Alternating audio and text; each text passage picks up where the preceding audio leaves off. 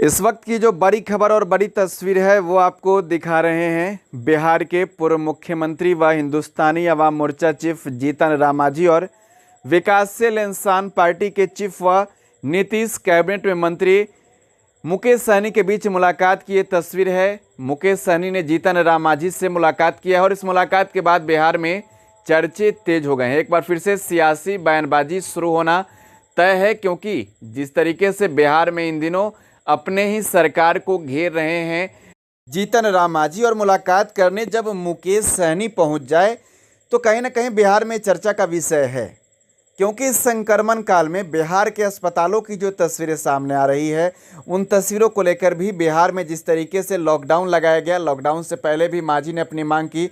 साथ ही बिहार विधानसभा चुनाव के दौरान भी उन्होंने जो घोषणा किया था, उस घोषणा को लेकर भी मांझी लगातार सरकार से सवाल पूछ रहे हैं, परामर्श भी दे रहे हैं, और यहाँ तक कि पप्पू यादव की गिरफ्तारी पर खुलकर कह दिया।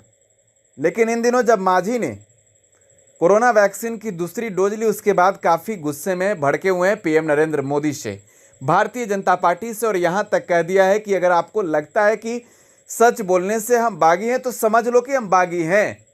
और जीतन राम मांझी का यह बयान बताने के लिए काफ़ी है कि बिहार में जो मांझी और सहनी के सहारे नीतीश कुमार की सरकार चल रही है वो ज़्यादा दिनों तक टिकने वाली नहीं है। और ये मुलाकात भले ही पंचायत प्रतिनिधियों के कार्यकाल को बढ़ाने को लेकर हो, लेकिन इस मुलाकात के पीछे की वजह बिहार में जो सियासी चर्चे हो रहे हैं, चर्चा है कि मुलाकात के पीछे की वजह नीतीश कुमार की कुर्सी जानी तय है। देखिए, मुलाकात जीतन राम मांझी और मुकेश सहनी के बीच हुई है तो चर्चा हो रही है कि क्या एक बार फिर से महागठबंधन का रुख करेंगे, क्योंकि हिंदुस्तानी अवाम मोर्चा के चीफ जीतन राम मांझी भी महागठबंधन से आए हैं, सन ऑफ मला मुकेश सहनी भी महागठबंधन से आए हैं। और ऐसे में जब बिहार में उनके सहारे ही सरकार हो और उनकी बातें नहीं सुनी जाती हो तो कहीं ना कहीं ये चर्चे जरूर होंगे कि अब गठबंधन, एनडीए गठबंधन छोड़कर महागठबंधन में एक बार फिर से अपने घर में वापसी करेंगे। चर्चा हो रही है इस बीच, लेकिन जो ट्वीट कर बातें कही गई वो भी आपको सबसे पहले हम दिखा रहे हैं। देखिए, सबसे पहले आपको ट्वीट जीतन राम मांझी का दिखाते हैं। जीतन राम मांझी ने ट्वीट करते हुए लिखा, आज पटना स्थित अपने आवास पर पंचायत प्रतिनिधियों के कार्यकाल को बढ़ाए जाने सहित अन्य मुद्दे को लेकर बिहार सरकार के पशु एवं मत्स्य संसाधन विभाग के मंत्री सन ऑफ मला मुकेश सहनी जी से विचार विमर्श हुआ।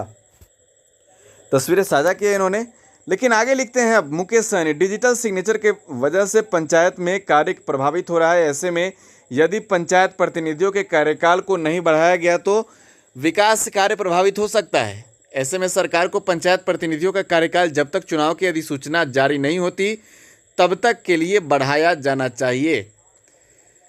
देखिए, मुकेश सहनी का ट्वीट है और मुकेश सहनी और जीतन राम मांझी का ट्वीट आपको दिखा रहे हैं। दोनों कह रहे हैं कि बिहार में डिजिटल सिग्नेचर की वजह से पंचायत में कार्य प्रभावित हो रहा है, जो पंचायत के प्रतिनिधि हैं उनके कार्यकाल को बढ़ाया जाए।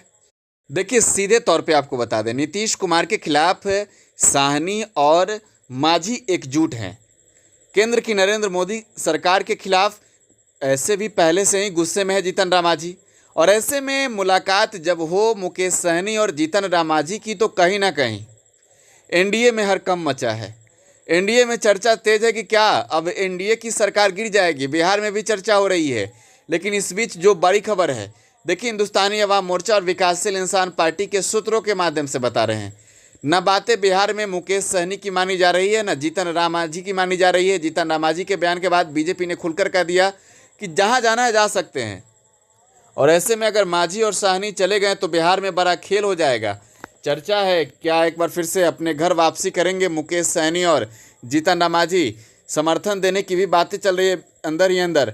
देखना होगा आखिरकार कब तक खुलकर सामने आते हैं जीतन राम मांझी और मुकेश सहनी, या फिर बिहार में अपने ही सरकार को, जिनके बदौलत बिहार में नीतीश कुमार की सरकार चल रही है, आगे चलाते हैं, या तेजस्वी यादव को समर्थन देकर मुख्यमंत्री बनाते हैं। देखना भी दिलचस्प होगा। फिलहाल आप टुडे बिहार न्यूज़ के साथ बने रहें। धन्यवाद।